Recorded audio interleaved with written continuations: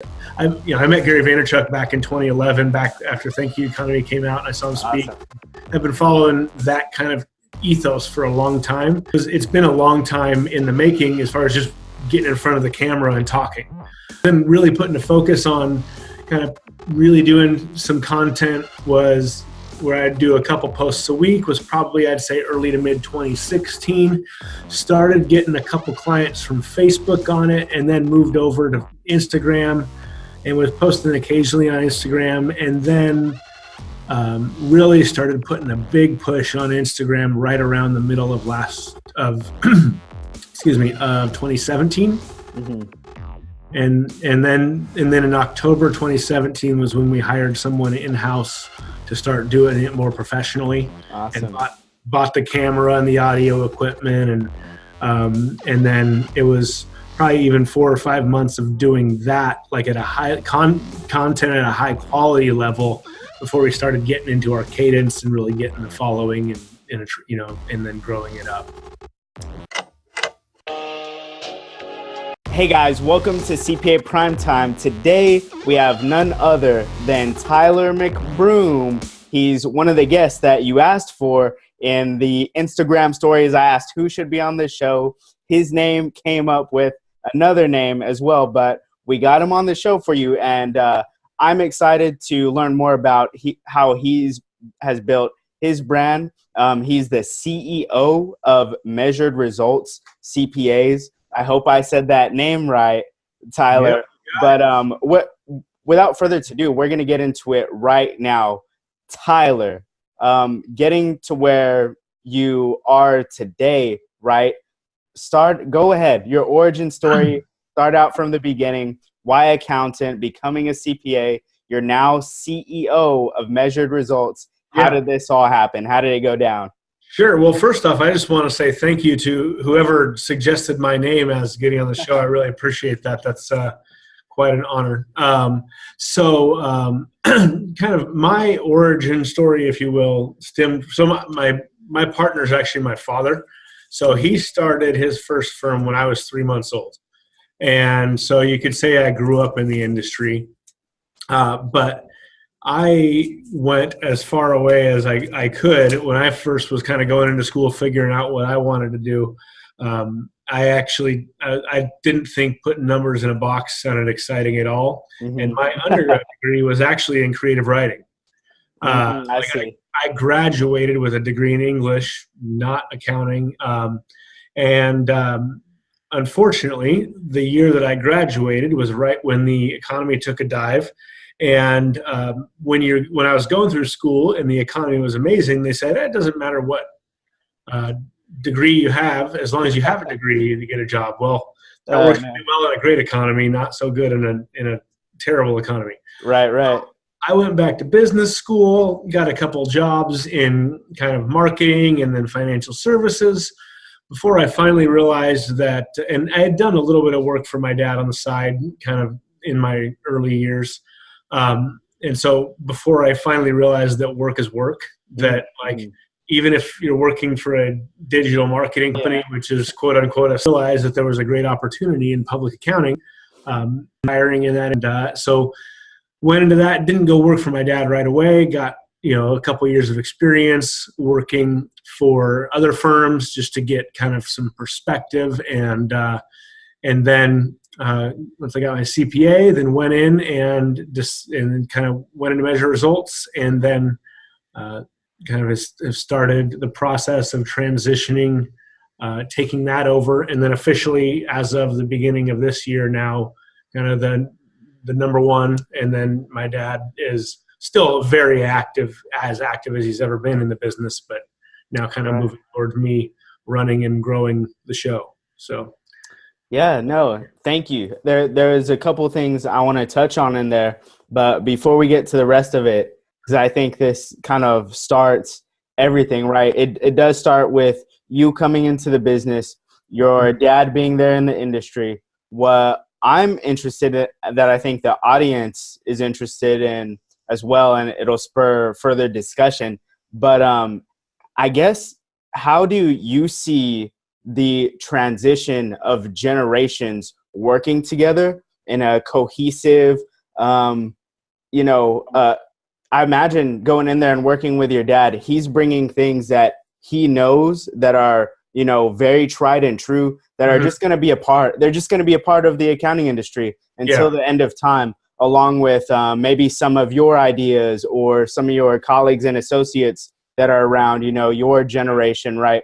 How do you see the two really collaborating and working together in an environment where it works out? Because I think we hear all the time about the two generations clashing or not working out, or you know, those millennials.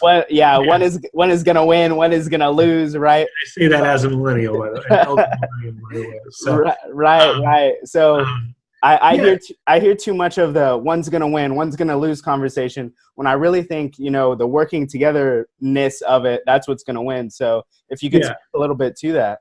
Sure. Well, I happen to be very fortunate in that my father happens to be very open to new ideas and isn't super controlling, holding tight knit. So I've been able to kind of come in and really take latitude with how we build the culture.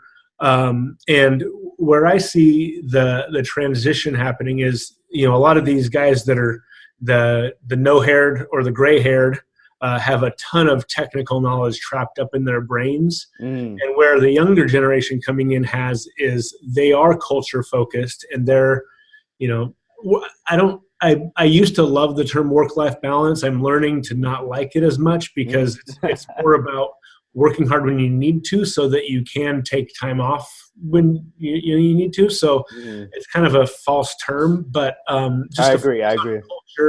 A focus on culture and making the workplace like an exciting place that you want to show up. And so I think where that successful transition will happen is the younger generation being open to all the knowledge that the older generation has, and then vice versa, the older generation being willing to pass the baton and say, look, this is the way that companies need to be to succeed now, and being open to that. And one of the ways that we recently have tried to pass the technical knowledge baton is we have KPIs that we have in each team member has certain KPIs, and all of the younger staff have learning moments as a KPI. So times they have to, like, items they've learned, and then their learning moment KPI, at least a third of those, they actually have a second KPI is pay it forwards. So instead of the knowledge required in the elder partner, you know, elder generation's head is now being not how well measured results does going forward. Because as you know, I guess, you know, you mentioned it, there's kind of that generational shift. There are these you know, succession plans in place where most firms are not like measured results, where that you guys, it just seems like from what you've told me so far, you guys do have a solid succession plan. It just seems like. And so, I mean, do you see any, I guess, any way that here's what I'm looking at. A lot of solo practitioners just springing into the market all of a sudden, right? Even trying to sell? Right.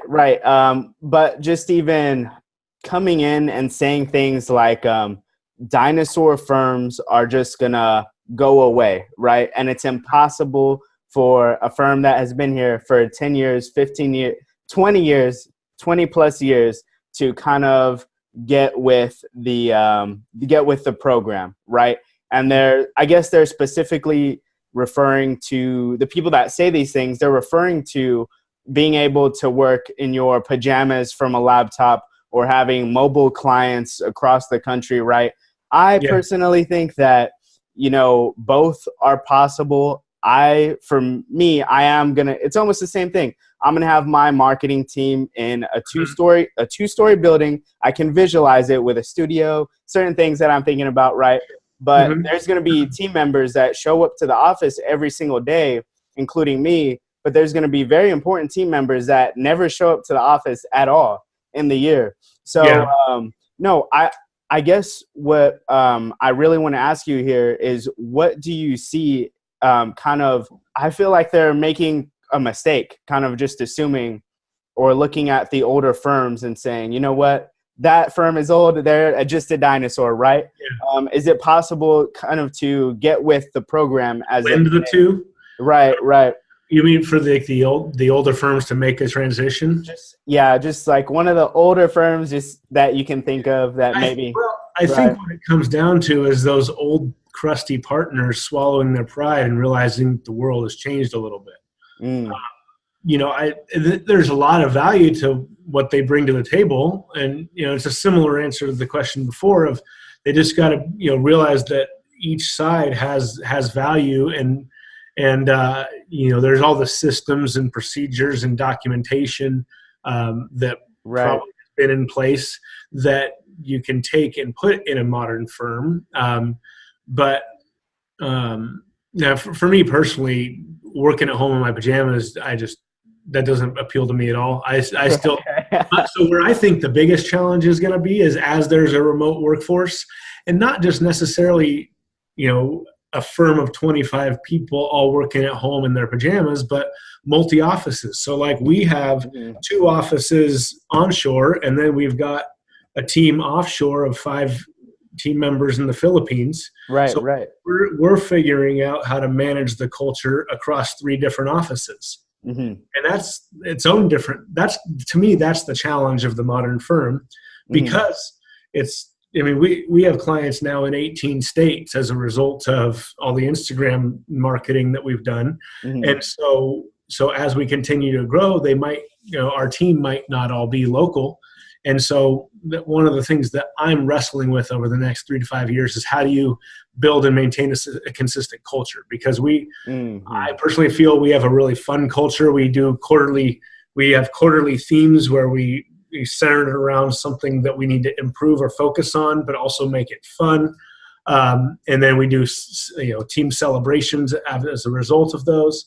And so figuring out how to do that across a global organization is going to be challenging, but that's to me one of the more challenging things is how do you establish that culture in a remote environment. And then the crusty guys got to be willing to swallow their pride or go away. I mean, I really think that is true, because there's such a shortage of accountants, and the ones coming up want the interesting places to work for. They don't want to be chained to a desk for 90 hours a week, and they're willing to put up a stink about it. And frankly, they have the power because there's not that many of them. Right, right. And so are you seeing, that last sentence kind of resonates with me, because I'm seeing, I market accountants, I market CPAs, but accounting students in college, they're starting to follow the Gold Lake page and come in and then see the other entrepreneurial accountants and CPAs that I have on the show. And they're like, wow, like this is really like a whole new world of accounting that I didn't know about. And me, when I was getting my master's in accounting, I didn't know about the whole entrepreneurial side of the accounting industry. Okay. Mm-hmm. But are you seeing, because the age bracket is there too, are you seeing on Instagram that it is also working in terms of talent? Is talent being attracted, basically? I think that's for my mind and my strategic vision, that's a long-term play. I'm starting to get quite a few accounting students who follow me, and they'll reach out and message me and say, I've learned more from you than I did in my first 3 years in college. And this is awesome.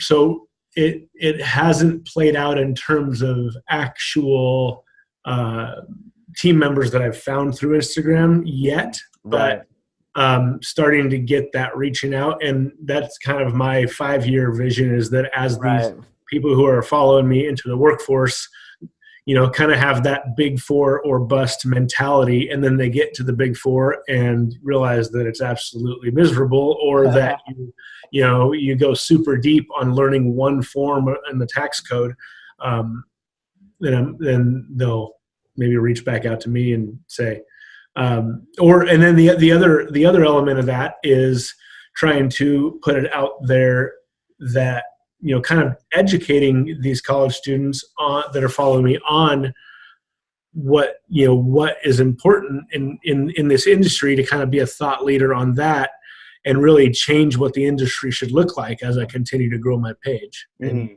so we'll see where that goes. But that's a long-term play, of course. But yeah, that makes sense. That makes sense. I mean, these students that are also seeing my content, it's a very long-term play for me too, because then they have to be inside a firm and then get out and start a firm or tell someone about me. But no, I really loved your answer, because every time, when I talk about brand, just in my own content, right? A lot of branding plays and branding strategies, not sales, but branding. It is for the long term, right? Oh, for sure. So I mean, I'm building my brand. I'm noticing certain people starting to do business with me that probably wouldn't if I started this business, but then didn't put out as much content or don't do certain things that I always talk about. I'm not going to talk about them right now. I always talk about them. But what I want to know from you is how long have you had your Instagram? Because you have a pretty amazing brand on in the Instagram, platform. Yeah, so I actually did a podcast about this, about just starting. So it's kind of been a long time coming.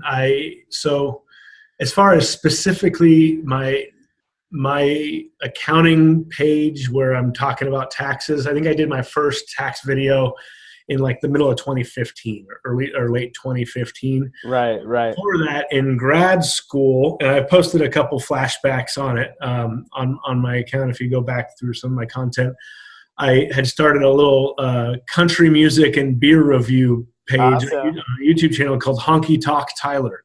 Awesome. And so, I met Gary Vaynerchuk back in 2011, back after Thank You Economy came out. I saw him speak. Awesome.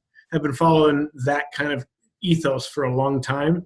And so it's been a long time in the making as far as just getting in front of the camera and talking.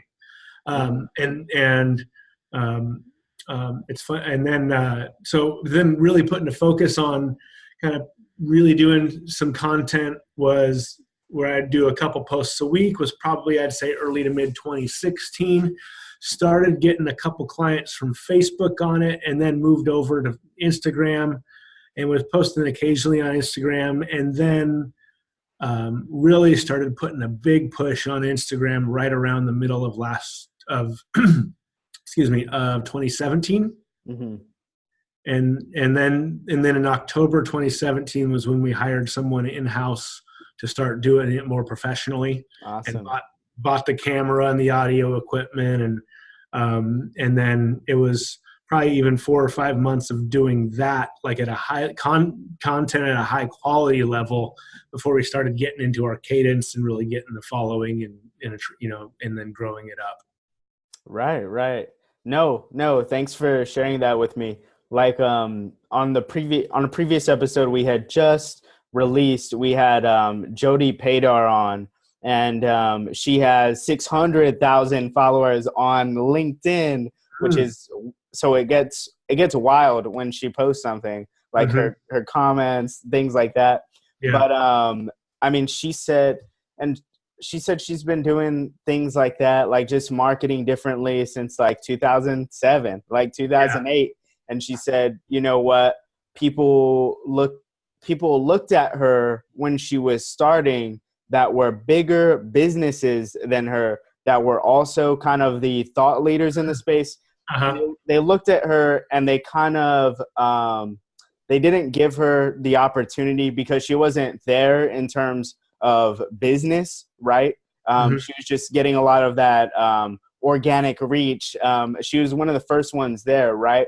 But one of the funny things she said that stuck with me, because it kind of happened to me in my own way, was she forgives these people that kind of downed her when she was coming up. Now that she has, just one of the top brands in accounting, if I were to spend money on an accounting influencer, it would be with her, or try to get her to like something or whatever. What she said was that it just takes, 10 plus years. It takes a long time for someone to then just come up on a random Tuesday in 2019, pull up her LinkedIn and be like, oh my God, like that, she has a following. Right.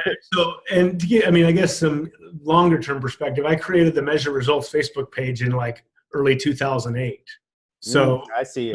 you know, and I was kicking myself when when it came full circle, and you know, I had created the Facebook page for my dad, and and then back now in 2014 or so, when I started coming into Measure Results, and was thinking to myself, man, if I'd have just like started this consistently from 08, it would be bonkers, but because no one was doing it for business back in that day. But right. Yeah, hindsight's 2020. Right. No. And one thing I want to get across to my followers too, because I've had people say they actually use your name. Like they said it to me.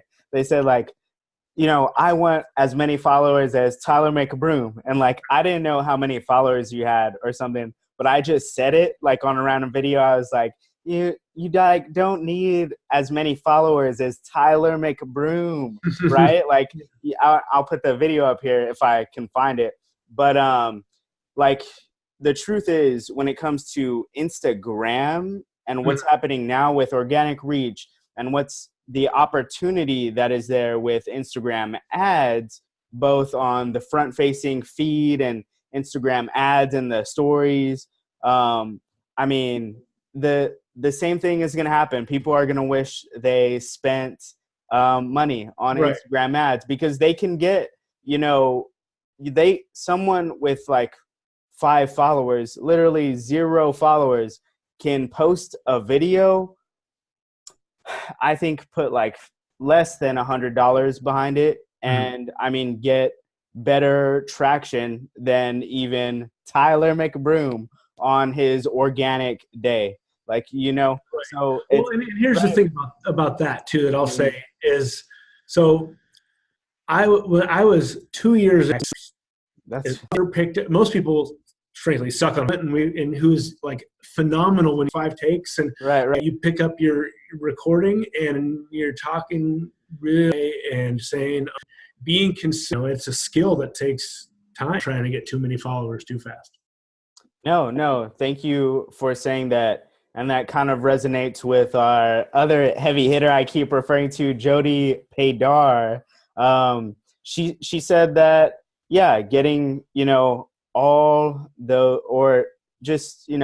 popping up and expecting to get all those followers, that's already, starting from the wrong place. It's probably not going to happen. What you need to be focused on is the repetition of, okay, well, here's how I'm going to post. Here is the type of content that is regularly going to come out from my business, right? Think of your firm. A lot of firm owners out there, think Gary Vaynerchuk says this. Think of your business as the media company, right? So then what TV shows come out of my company? There's going to be a lot more viewers if you have something like a podcast or tax tips, like Tyler breaks down phenomenally on his page. I think I was looking back to remind myself of what was on your page, right? And I really liked when you started talking about LeBron James's taxes or something like that, right? And that was probably around the time when he signed the deal or something was going on with the Lakers, right?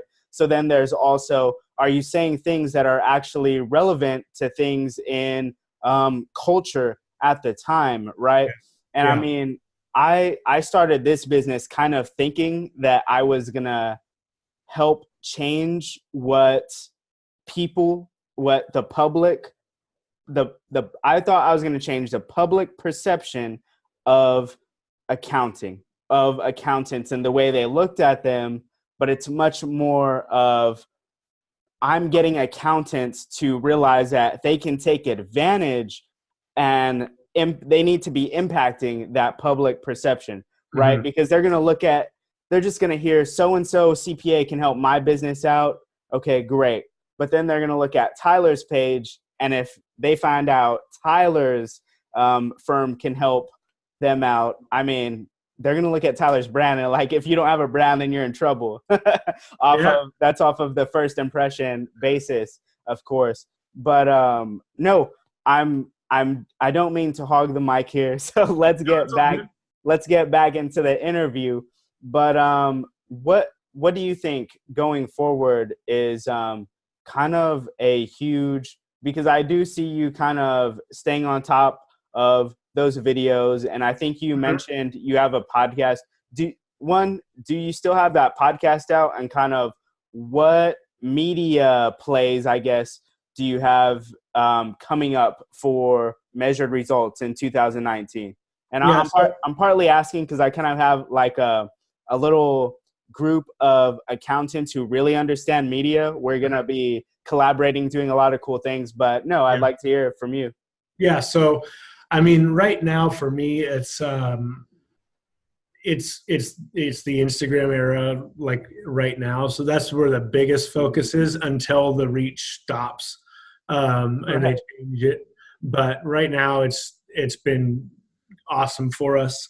I do still have the podcast. I'm not posting on it as often, just from a bandwidth standpoint, of going a little deeper on Instagram. I've recently was admitted to the Forbes Finance Council, which means basically I'm allowed to publish articles whenever I want. And so I'm putting a big focus on getting my publications out there. And then also being guests, reaching out to other other podcasts and going on kind of a podcast tour, if you will. And those would be probably my top focuses as we hit 2019. Okay, awesome. Yeah, I actually have another podcast. I have a client who always loves to, grab guests that are mine too. So no, I'll let you know about that podcast, because I think you'd be a great fit for that podcast in terms of talking about building a modern firm. Whereas on this podcast, we can start talking about Instagram for like 30 minutes, right? Yeah. But no, I thought the Forbes being on what did you say it was called? The Forbes Council? The Forbes Finance Council. Okay. Yeah. And how did you get on that? That's interesting. So essentially I work with a PR company that kind of helped me figure out the process of publication and getting some articles written on smaller publications. And then after we did that, then they said, apply for the Forbes Finance Council. And then based on, I guess, my brand presence and everything, then I got a call from Forbes, and they said, all right, you're admitted, and you pay a little fee to Forbes, and then they give you a login. And then so they have basically about once an article gets final reviewed for publication, then you can submit another article, and onwards and upwards. And I've been told to get the little blue check mark on Instagram, you got to have 5 articles somewhere. So that's, so we'll see what happens. That's a 2019 goal. There you go. And then they have like expert panels where there's just a bunch of short answer questions that you can answer that it just go out to all the council members. And then so I've been featured in one of those expert panel articles, and then had the one first article published about building trust with companies and clients. Yeah, no, I think that is an awesome opportunity, and you're probably right in that your brand presence helped you out, because I think I'm seeing it for my own clients. They are getting certain opportunities that kind of surprise them, right? It's not that, you're I'll say this about Tyler here. It's not that he's some sort of just famous CPA, right? Think about just the word famous. It's that he is purposely and intentionally attracting a lot of attention. And like he said that he met Gary Vaynerchuk back in the day. That's what Gary's basically his piggy bank is he explains it in a way where his wallet, he has a wallet full of attention, right? And so he's able to like sell books, sell different Shoes. programs. I'm gonna get this. Shoes, My 2020 goal is to sell a CPA shoe. a shoe, yeah. Sell the CPA shoe. They're gonna be asking for your signature on it. That's right. And no, I just think there is so much opportunity that people aren't necessarily realizing, to where they can, like my clients keep telling me every day, they're very excited. They keep telling me like, Juan, no one knows it's coming. I'm like, all right, okay, great. Send me more footage. Because it's going to take a long time. But what they are seeing is that there's not a lot of competition, and no one is essentially there. No one is there stopping you, or like a Hollywood film. There's no Hollywood film tryout to become the famous CPA or have the CPA firm in the nation, like in the United States, that everyone knows about. There's no one stopping you. So no, I'm very excited to see what Measured Results does, what your brand does for you. Like that Forbes Finance Council, that's only one of the many things that has probably happened to you. But that's going to lead into this question. Has there been any just surprising things that have happened to you just because of, this brand that we keep talking about?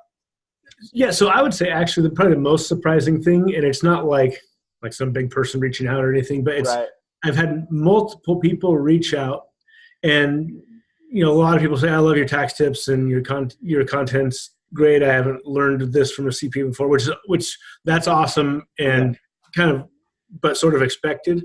What's been interesting is that I've had many people reach out to me and tell me that they've been inspired by my content, and have gone for a job or started something that they were thinking about starting, or starting a new business. And it's just interesting to me that, and I did a post about this saying that, you don't inspire people by sharing inspirational quotes, inspiring life. And what's been surprising to me is that just by me sharing tax tips on the internet, it inspires people to go do their thing, whatever that is. And that's been really cool and really rewarding. So, and that has nothing to do with getting new clients. And most of them are like, teenagers or 20 somethings, or, who knows, but they're inspired to start whatever it is they've thought about starting, because I started sharing my tax tips, which is, that was surprising and very cool. Right. No, I think, like I said before, I like your tax tip videos.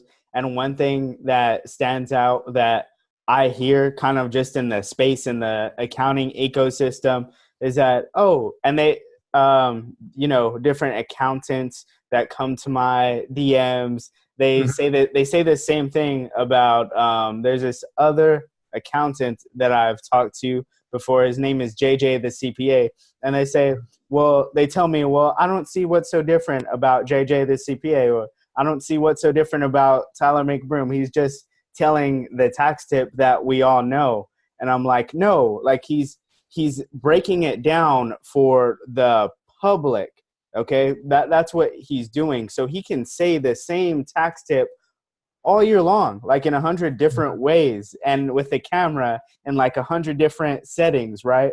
But are you, is the question. And by the way, like, I mean, correct me if I'm wrong, your content is just not for other CPAs and accountants, even though other CPAs and accountants will watch it, right? So, correct. It's first and foremost tailored at business owners, and then second, people who are maybe hoping to start a business, and then third, whoever else is interested in it. Right. And I think I've about 20% of my followers are in the accounting industry in some form or another, or finance industry in some form or another. When I did a little poll on who are you, basically, are you Right, a right, student? Are you an accountant? Are you a business owner? Or are you other? right, right. It was 20% accountants. No, Yeah. no. I think they the accountants kind of look at your page and they're sort of immediately like, hey, I I want know that. that. Yeah, yeah, yeah. Well, the thing is, there's no shortage of CPE classes that talk about this stuff, but it's Exactly. boring.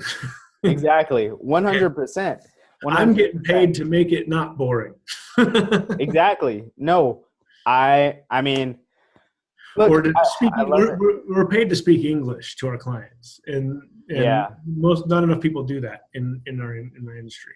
So Right, right. And even going back to what you said about, it's not, I'm just not always putting media out there to just get clients. It is more of building the brand of measured results of Tyler McBroom. You're telling me you were thinking long term, so that's saying, okay, hey guys, I'll be here. I'm not gonna run off with yeah, your money, yeah, right? Because that's a thing online is, people will just trust any sort of ads and they might be a scam. But when you look at someone like Tyler, when you look at that brand as a whole, me as a business owner wondering what CPAs I should let look at my books and my financials, if I see that just, a bunch of other people trust you, then it's going to be easier for me to trust you versus a yeah. firm with virtually zero just presence. Well, what's been amazing Right. about the clients that we've gotten through Instagram and Facebook, but especially Instagram recently, is because they've seen me every day for the last however long they've been following me and gotten value from in a lot of ways that they haven't even gotten from their current CPA. Hmm.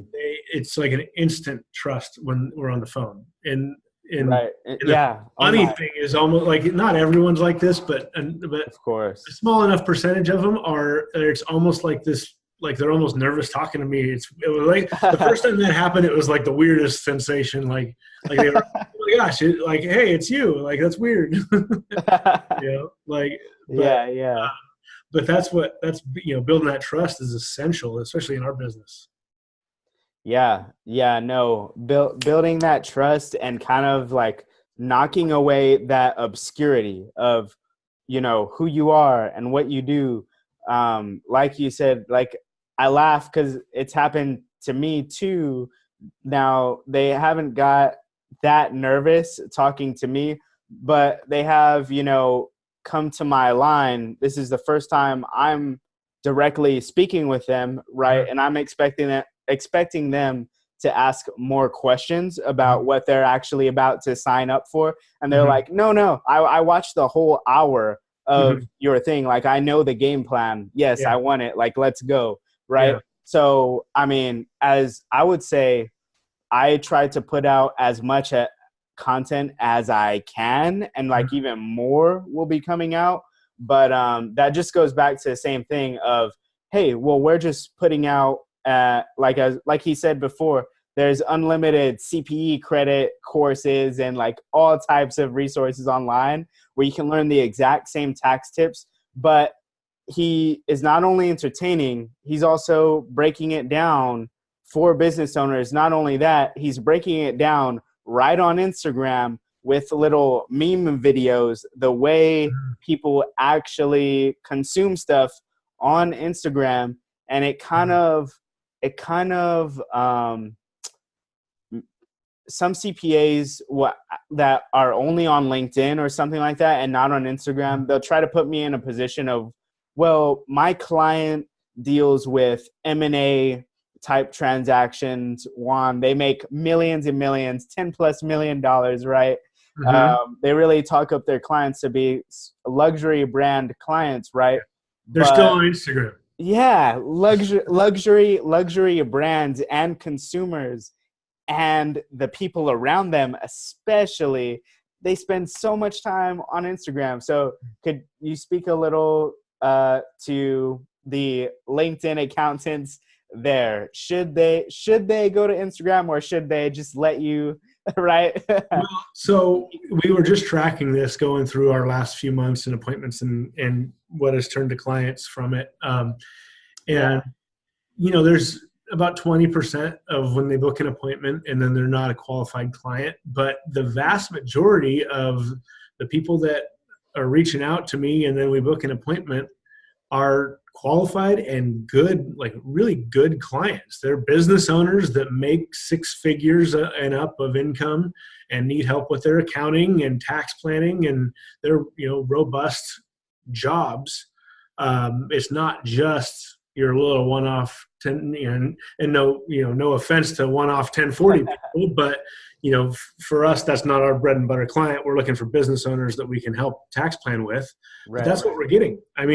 People make money are on Instagram, and especially the ones who've really figured out how to make a lot of money online are on Instagram. I've got a few clients that are making, solid, heavy seven figures per year just through Instagram, just on their e-commerce businesses. And so they're there all the time.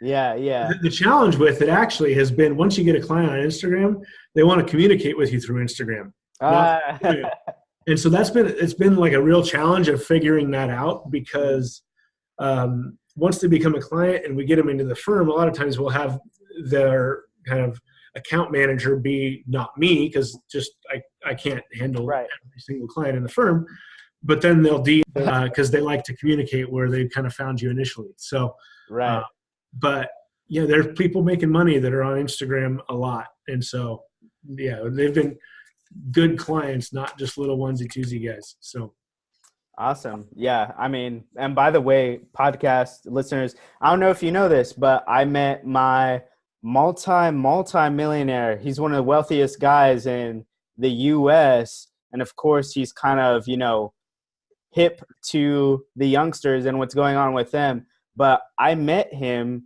on an Instagram DM because he doesn't want to get on LinkedIn, because everyone on LinkedIn keeps trying to sell him something in the first message. So maybe LinkedIn's like the Tinder of the business world. It's like, exactly. It's like people just reaching out. Hey, want to go out? Yeah, no, exactly. Like that's and all. They're doing a good job. They're changing it. They're trying to change it and make it more of a social network. But all these people just randomly reaching out to you has been a lot less valuable to me, at least, than the direct message going on Instagram. 100%. That's why, like, anyone who goes authentic, they immediately separate themselves, whether it's following up or if it's first touch, like outreach, using, I don't know if you know this, Tyler, but there's a voice messaging